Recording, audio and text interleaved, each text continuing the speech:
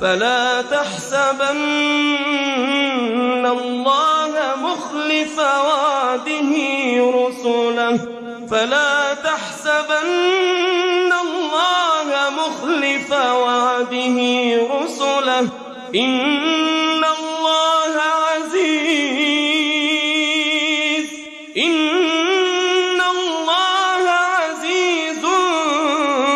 ذو انتقام فلا تحسبن الله مخلف وعده رسله إن الله عزيز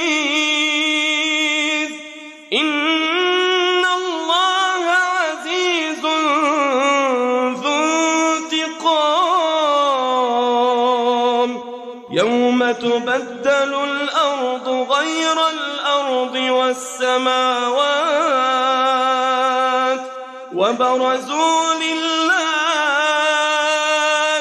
وبرزوا لله الواحد القهار وترى المجرمين يومئذ مقرنين في الأصفاد سرابيلهم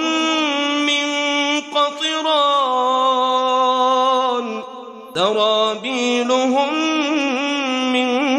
قطران وتغشى وجوههم النار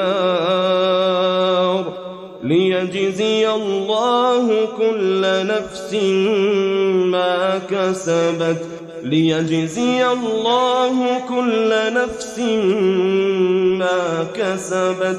إن الله سريع الحساب هذا بلاغ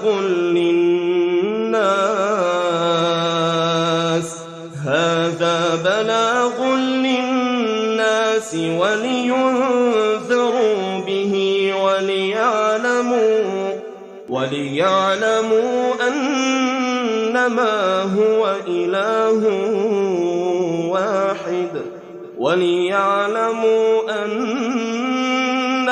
هو إله